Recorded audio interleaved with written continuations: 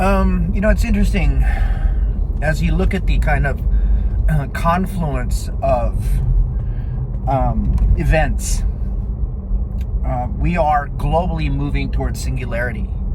We are progressively eliminating more and more obstacles to individual government sovereignty as we all bow to the wokeist movement. And you see this all across the globe.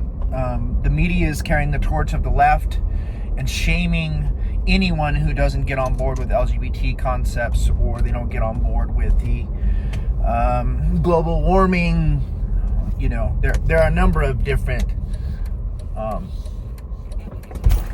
issues du jour that the left love to capitalize on, and they always capitalize on them with the intent of concentrating more power in the middle. It's always this way. Whatever policy you look at that is designed by the left, inevitably it is cloaked in the veil of social justice and benevolence and altruism and everything else, but in the end result, it always leads to more concentration of resources in the hands of fewer and fewer people.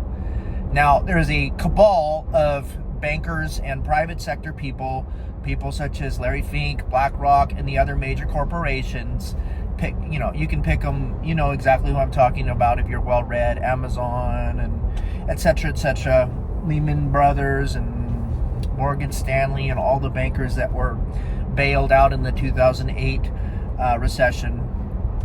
Well, these bankers collude with politicians to create legislation that inevitably eliminates nationalism. And if you even say the word nationalism, it's a bad word. I don't understand why it's a bad word. Patriotism to me is a good thing, because patriotism to me says you care about your neighborhood, you care about your country, you care about people that are in your sphere of influence. I should not care about people who are beyond my borders. Okay, I should not care for them as much as the people that are within my borders. Okay, there needs to be a priority there, right? I care about the people that live across the cul-de-sac from me.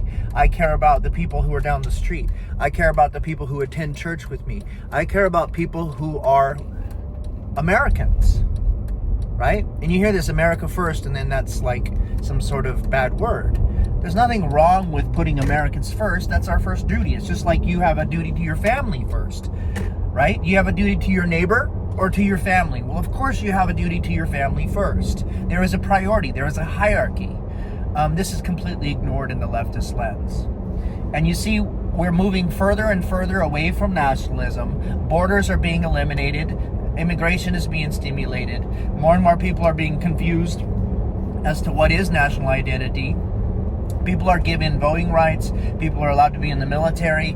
People are flooding our country, and not just our country, but many of the Western countries. And this is the intent. This is on purpose.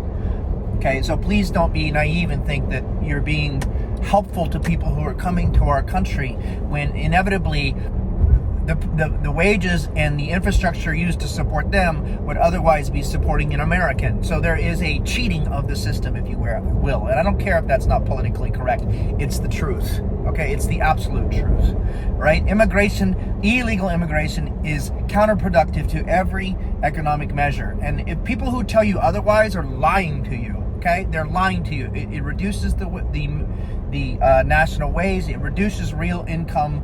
It creates a stress on the infrastructure of our society, etc. And this is the intent, because people who are in power already have in place mechanisms to change the system, probably using digital currency. That's my opinion. And I read up on Whitney Webb, and Whitney Webb is an investigative journalist, and she knows a lot about that. And if you don't know who she is, I suggest you go and read her commentaries and her articles and her interviews.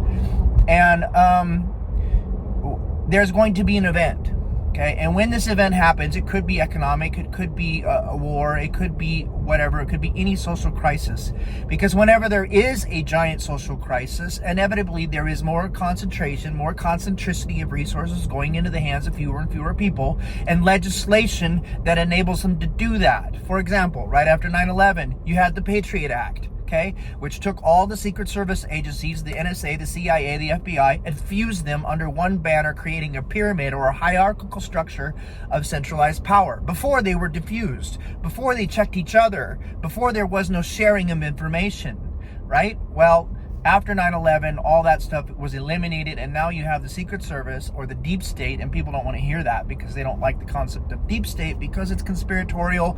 But 9 times out of 10, most people understand that there's something wrong, right? There's definitely something wrong. Somebody's pulling the strings. Somebody's calling the shots. But the point of this video is that in our lifetime, and I'm not young, but and definitely in the lifetime of our children, there will be a singularity. There will be a movement towards a global one world government. Not only do we know this by looking at the trends across the political ether, but we also know it because that's what the Bible says is going to happen, right? We know that there will be a one world government, and there will be one man at the helm of this government, and he will be called Antichrist.